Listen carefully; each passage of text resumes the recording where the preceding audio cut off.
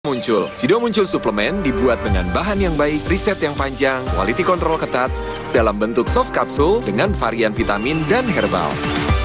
Sido Muncul natural. Good health, better life. Sleole isi lebih banyak. Isi 4. Biskuit dengan selai buah. Sleole isi 4 makin seru. Dengan bertanya, ia belajar. Ma, kenapa burung bisa terbang? Enfagrow Essential. Dengan DHA tinggi, dukung proses belajar lebih baik. Kok apelnya banyak banget? Ada bagi-bagi ya? Enfagrow Essential. Smart with Heart.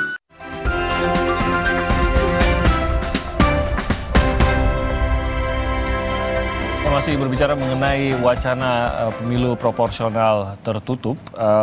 Bang Andreas, saya langsung ke Anda bahwa saya menarik dari apa yang disampaikan Mbak Titi tadi, bahwa sebenarnya kalau kita mau menerapkan hal tersebut, banyak sekali kerja-kerja yang harus dilakukan, dan utamanya di hulunya, yaitu di partainya. Harus ada keterbukaan di partai, harus ada proses-proses, bahkan sebuah strategi seperti yang tadi dikatakan, ada pemilu internal di dalam partai yang dilakukan secara transparan, yang dilihat langsung oleh masyarakat, sehingga mereka bisa meyakini bahwa partai ini memang sudah benar-benar terbuka menjalankan sistem di dalam partai, sehingga saya bisa percaya dengan partai tersebut, sehingga saya bisa percaya dengan sistem pemilu yang tertutup gitu.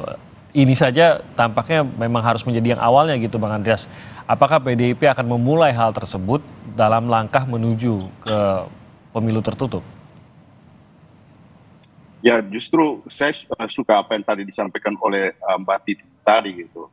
Jadi perjalanan ini pas kebetulan hari ini ulang tahun ke-50 PDI Perjuangan. Ini partai dengan tradisi dan perjalanan yang sudah ya panjang lah gitu. Dan kami mengalami berbagai fase yang ada di dalam kehidupan berpartai ini. Bagaimana, dan terakhir adalah bagaimana transformasi partai ini dari, ya dulu kita tahulah partai yang dengan berbagai macam situasi konflik di dalam selama masa Orde Baru, kemudian di awal masa reformasi ini menjadi suatu partai yang ya boleh saya dengan bangga menyebut partai modern yang mempunyai dasar ideologis yang kuat gitu, dan mempersiapkan kader-kader melalui proses ya berjenjang dari bawah, dan kita berpegang pada bagaimana mekanisme musyawarah perwakilan dari ya jenjang yang paling bawah, dari ranting, anak ranting, kemudian ke tingkat kecamatan, tingkat kabupaten, provinsi, dan sampai ke pusat. Dan itu mekanisme yang kami lakukan di dalam proses konsolidasi partai. Dan itu juga yang berlaku di dalam sistem, ya baik itu sistem terbuka maupun sistem tertutup gitu, untuk pelaksanaan pemilu. Jadi secara kepartaian, ya kami siap dengan sistem apapun sistem itu gitu. Tapi kami lebih yakin bahwa dengan proses kaderisasi yang baik, bahwa itu pembangunan kolektivitas, bahwa partai sebagai pilar, dan di sini kami menempatkan diri bahwa PDI Perjuangan itu ingin menjadi partai pelopor dalam sistem demokrasi di Indonesia. Salah satu kepeloporan itu adalah bagaimana kepeloporan dalam membangun demokrasi perwakilan yang ada di Indonesia. Sehingga kami percaya bahwa untuk itu partai harus kuat, demokratis, dengan ya berpegang pada konstitusi Indonesia, berpegang pada sistem demokrasi yang ingin kita bangun gitu. Ya tentu bahwa mekanisme pelaksanaannya ya itu nanti diatur di dalam ya perundang-undangan kita dan di dalam PKPU-nya, dan itu adalah pada wilayah nanti pelaksana pemilu. Ya tentu berbagai usulan dan masukan. Tapi prinsip perwakilan demokrasi, perwakilan dengan kolektivitas pada partai itu merupakan suatu hal yang kami yakini dan kami percaya sesuai dengan pesan daripada Undang-Undang Dasar kita. Oke, saya ke Bang Doli. Pelaksanaan sekarang masih banyak kekurangan, bahkan wacana ini sempat menguat juga pada saat pemilu dilaksanakan terakhir karena adanya biaya yang tinggi, bahkan sampai rekapitulasi memakan korban jiwa dan lain-lain. Ini kan sebenarnya yang membuat harus ada cara agar pemilu kita bisa berjalan dengan lebih efektif, lebih sederhana. Sementara target kita ingin pemilu serentak yang otomatis langsung menggembungkan kerja-kerja dari pemilu kita maupun biaya dari pemilu kita juga. kalau begitu, kalau memang tidak bisa tertutup, apa dong perbaikan yang bisa kita lakukan setidaknya paling tidak untuk 2024 ini nanti yang Anda harapkan? Nah, itu tadi semua yang disampaikan oleh Mas Timothy itu adalah yang mengharuskan kita bahwa kita harus mengevaluasi sebetulnya tentang sistem pemilu kita secara keseluruhan. Dan itu nggak bisa terjawab dengan hanya kemudian diputuskan adanya perubahan 1-2 pasal atau 8 norma tadi disebutkan oleh Titi itu menjelang akhir persiapan pemilu tahun 2024. Nah, jadi saya kira dalam jangka menengah dan panjang kita harus sepakat bahwa kemudian kita akan kembali menyempurnakan sistem pemilu kita. Jadi kita semua setuju bahwa partai politik ini harus menjadi kuat, harus terlembagakan secara baik pada masyarakat. Karena itu salah satu indikasi berkembang baiknya demokrasi di sebuah negara. Karena tidak ada demokrasi yang baik kalau lembaga partai politiknya itu tidak bagus gitu. Makanya kita harus bagaimana senantiasa memperkuat pelembagaan partai politik, ya baik secara internal maupun juga pelembagaan di masyarakat. Nah, dan itu hanya bisa kalau kita bicara tentang bagaimana melihat dari berbagai perspektif norma di dalam menyusun undang-undang paket politik. Jadi di sana nanti bicara tentang pemilu, bicara tentang partai politik, bicara tentang susunan kedudukan macam-macam. Itu yang sebetulnya kita harus dorong ke depan. Nah, kemarin kita sudah mendorong itu, tapi kita terhalang karena masalah COVID dan seterusnya. Tapi ke depan saya kira kita harus punya PR itu. Nah, dalam waktu dekat, ya, dalam waktu dekat ini kita juga sudah, satu lagi tadi, termasuk soal keserentakan. Nah, keserentakan itu kan selama ini dilakukan dengan argumentasi akan terjadinya efisiensi. Faktanya nggak terjadi. Nah, itu yang juga nanti kita, jadi artinya banyak sekali yang harus kita evaluasi terhadap bagaimana kita memperkuat sistem demokrasi kita, termasuk partai politik, pemilu, dan macam-macam.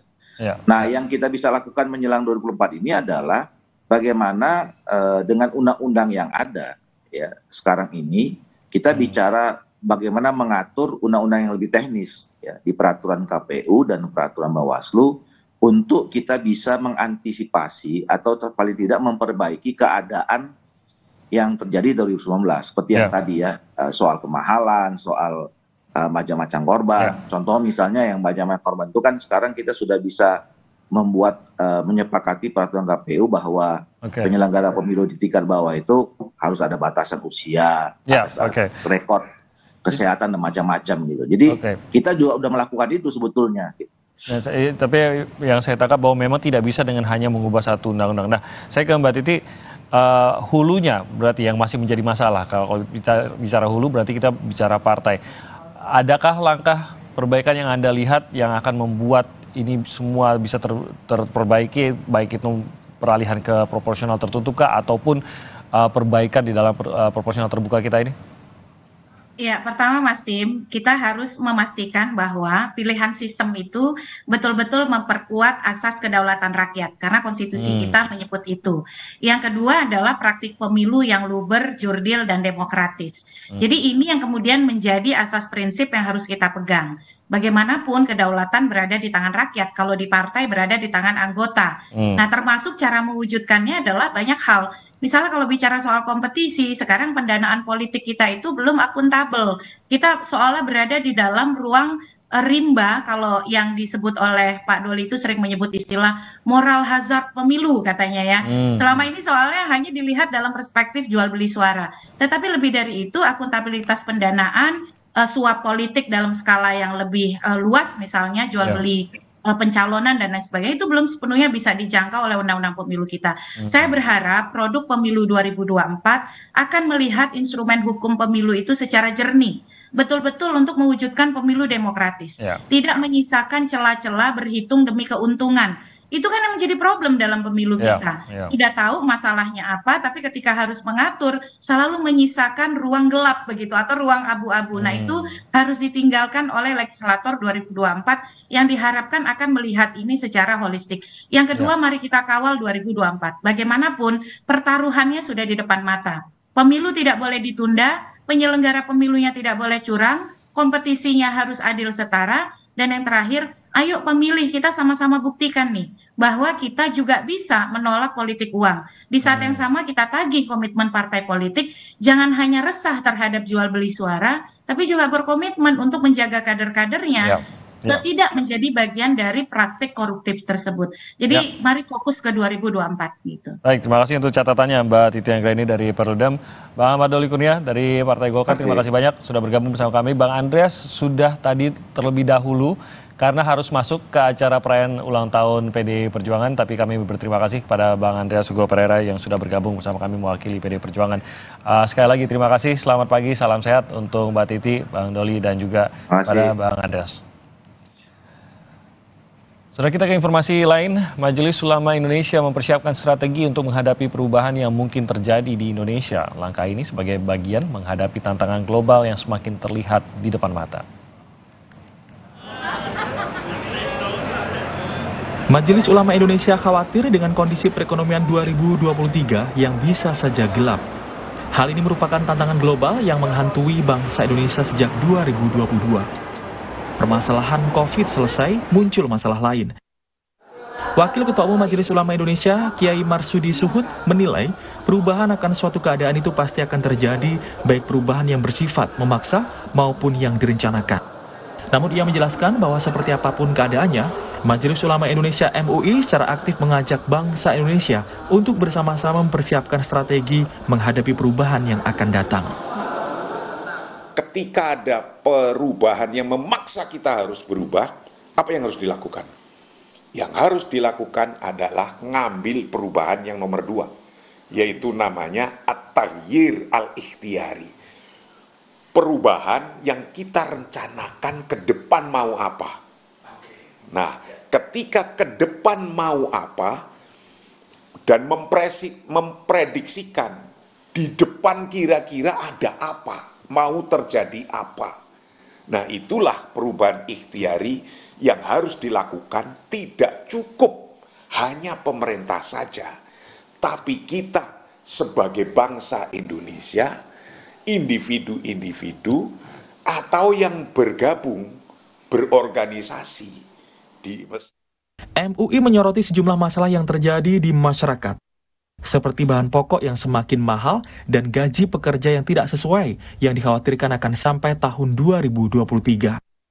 Kiai Marsudi Suhud menyebut kerjasama antara pemerintah dengan Majelis Ulama Indonesia serta seluruh individu di Indonesia merupakan kunci penting mengatasi masalah ini. Bantuan-bantuan sosial salah satunya juga menjadi ujung tombak pemerintah untuk membantu masyarakat dari harga bahan pokok untuk kebutuhan makan sehari-hari. Tim Liputan, Kompas TV.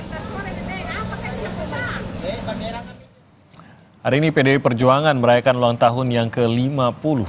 Ketua Umum PDIP, Megawati Soekarno Putri, disebut-sebut akan menyampaikan kejutan saat menyampaikan pidato politik. Mungkinkah kejutan itu berupa nama bakal calon presiden yang akan diusung oleh PDIP? Selengkapnya usai jeda.